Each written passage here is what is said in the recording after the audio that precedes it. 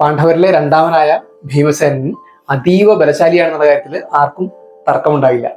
തന്റെ ഈ ഉയർന്ന കായിക ശേഷിയിൽ ചെറുതല്ലാത്ത അഹങ്കാരവും ഭീമനുണ്ടായിരുന്നിരിക്കണം.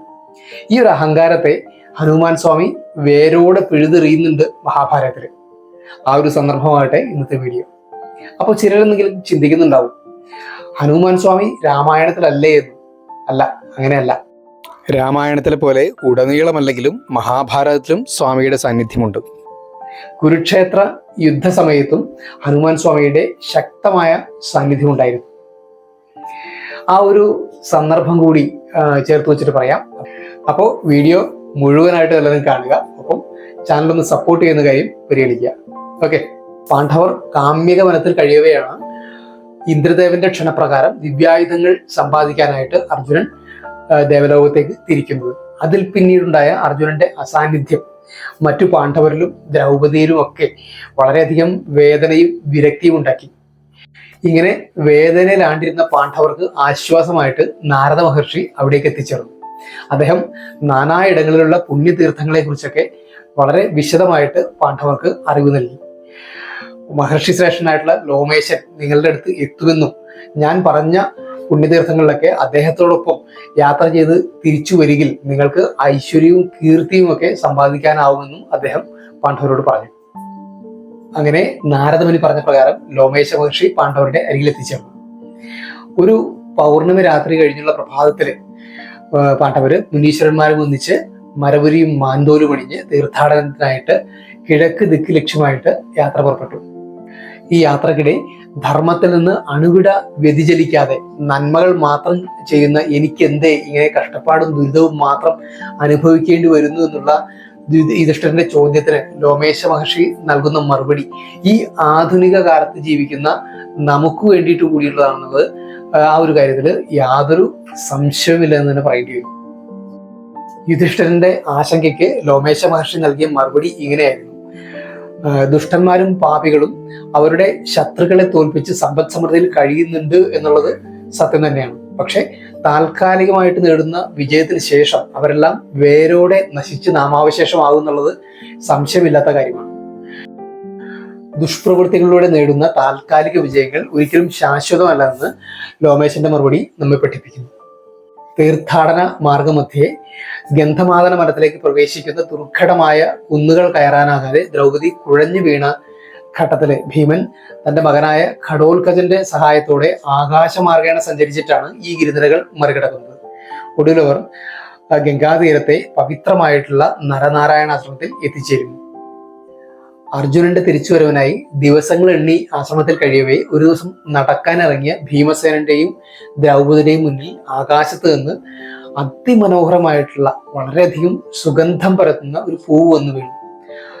ആ പൂവ് കണ്ടിഷ്ടപ്പെട്ട ദ്രൗപദി ഈ ഇത്രമേൽ സുഗന്ധമുള്ള ഈ സൗഗന്ധിക പൂവ് അതിന്റെ ഉറവിടം കണ്ടെത്തി അത് കുറച്ചുകൂടി പൊട്ടിച്ചു കൊണ്ടുവന്ന് തരണമെന്ന് ഭീമസേനോട് ആവശ്യപ്പെടുന്നു.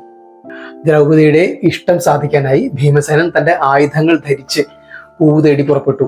അതിസുന്ദരമായിട്ടുള്ള ഗന്ധമാദന വനത്തിലൂടെ മഹാബലശാലിയായ ഭീമൻ നടക്കവേ കാട് കുലുങ്ങി ധരിച്ചു. മൃഗങ്ങൾ വിരണ്ടോടി, പറവകൾ പറന്നിളകി. അങ്ങനെ കുറച്ചു ദൂരം പിന്നിടവേ തൻ്റെ മാർഗമധ്യേ ഒരു വയസ്സൻ കുരങ്ങൻ തടസ്സമായിട്ട് കിടക്കുന്നത് ഭീമന്റെ ശ്രദ്ധയിൽപ്പെട്ടു. ഭീമൻ കുരങ്ങന്റെ അടുത്ത് നിന്ന് കാതടപ്പയ്ക്കും വിധം ഒന്ന് അലറി. പക്ഷെ ആ വയസ്സൻ കുരങ്ങൻ അതൊന്ന് കേട്ടതായി പോലും ഭാവിച്ചില്ല. ഭീമന്റെ വരവറിഞ്ഞിട്ടും തെല്ലുമടിയോടെ തലയുയർത്തിക്കൊണ്ട് കുരങ്ങൻ ഭീമനെ നോക്കി ചോദിച്ചു: എനിക്ക് വയസ്സായി, തീരെ വയ്യാതായി. ഞങ്ങൾ കുരങ്ങന്മാരെക്കാൾ ബുദ്ധി നിങ്ങൾ മനുഷ്യർക്കുണ്ടല്ലോ, എന്തിനാണ് എന്നെ ഒച്ച വെച്ച് ഉണർത്തിയത്? ആരാണ് നീ? ഭീമൻ വലിയൊരു തളവിൽ തന്നെ അഹങ്കാരത്തോടെ അതിന് മറുപടി പറഞ്ഞു: ഞാൻ പാണ്ഡവനായ ഭീമസേനാണ്, വായുദേവന്റെ അനുഗ്രഹത്താൽ കുന്തിദേവിക്ക് പിറന്ന മകൻ. കേട്ടല്ലോ, ഇനി എന്റെ തൊഴി കൊള്ളാതെ എന്റെ മാർഗത്തിൽ നിന്ന് വഴി മാറും. ആ വയസ്സൻ കുരങ്ങൻ ഭീമനോട് ദൈന്യതയോടെ അപേക്ഷിച്ചു: ഭീമ, നീ ശക്തനും ധീരനുമല്ലേ? അവശനായി കിടക്കുന്ന എന്നോട് ദയവുണ്ടെങ്കിൽ എന്റെ വാലൊന്നു പൊക്കി ഒരരികിലേക്ക് മാറ്റിയിട്ടിരുന്നെങ്കിൽ നിനക്ക് സുഖമായിട്ട് കടന്നു പോകാമല്ലോ. ഇനി ഈ വയസ്സൻ കുരങ്ങനോട് പറഞ്ഞിട്ട് കാര്യമില്ല എന്നുള്ള മട്ടില് ഈ മൂളിക്കുരങ്ങന്റെ വാലിൽ പിടിച്ചു പൊക്കി മാറ്റിയിടാൻ എന്താ ഒരു പ്രയാസം എന്ന് ചിന്തിച്ചിട്ട് ഭീമൻ അതിന് തുനിഞ്ഞു. പക്ഷെ നിർഭാഗ്യവശാൽ വാലിൽ പിടിച്ച് പൊക്കി മാറ്റുന്നത് പോയിട്ട് ഒന്ന് അനക്കാൻ പോലും അതിശക്തനായിട്ടുള്ള ഭീമന് സാധിച്ചില്ല എന്ന് മാത്രമല്ല, അയാൾ പരീക്ഷീണനായിട്ട് കുഴഞ്ഞ് നിലത്തിരുന്നു പോയി എന്നുള്ളതാണ് സത്യം. ആ ഇരിപ്പിൽ ഭീമൻ ആലോചിച്ചു, എനിക്ക് എന്തു പറ്റി? 1000 ആനകളെ അമ്മാനമാടാൻ ശേഷിയുള്ള എനിക്ക് വെറും ഒരു കുരങ്ങന്റെ വാലം നനക്കാൻ പോലും ആയില്ലല്ലോ. അപ്പോൾ ഇത് ഒരു സാധാരണ കുരങ്ങനാകാൻ ഇടയില്ല.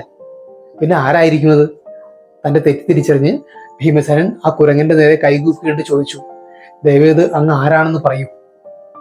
ഭീമസേനന്റെ അഹന്ത ശമിച്ചു എന്ന് മനസ്സിലാക്കിയിട്ട് വയസ്സൻ കുരങ്ങന്റെ രൂപത്തിൽ വന്നിരുന്ന ഹനുമാൻ സ്വാമി തന്റെ തേജസ്സാർന്ന രൂപത്തിൽ ഭീമസേനന്റെ മുമ്പിൽ പ്രത്യക്ഷനായി. എടോ ഭീമ, ഞാൻ നിന്റെ ജ്യേഷ്ഠനായ ഹനുമാനാണെന്ന് പറഞ്ഞിട്ട് സ്വാമി ഭീമനെ വാരിപ്പുണർന്ന് അനുഗ്രഹിച്ചു. ഒപ്പം ഒരു ഉറപ്പ് കൂടി സ്വാമി നൽകി. കുരുക്ഷേത്രത്തിൽ നിങ്ങൾ ശത്രുക്കളെ നേരിടുമ്പോൾ അർജുനന്റെ കൊടിക്കൂറയിൽ ഇരുന്നു കൊണ്ട് സംരക്ഷണം ചെയ്തു കൊള്ളാമെന്നുള്ള ഉറപ്പ്.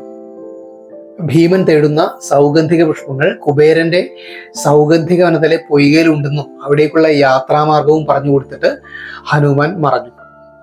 ഇതാണ് ഭീമസേനന്റെ അഹങ്കാരം ഹനുമാൻ ശമിപ്പിച്ച കഥ മഹാഭാരതത്തിൽ പറയുന്നത്. അപ്പോൾ ഇന്നത്തെ കഥാകഥനം നമുക്ക് ഇവിടെ നിർത്താം.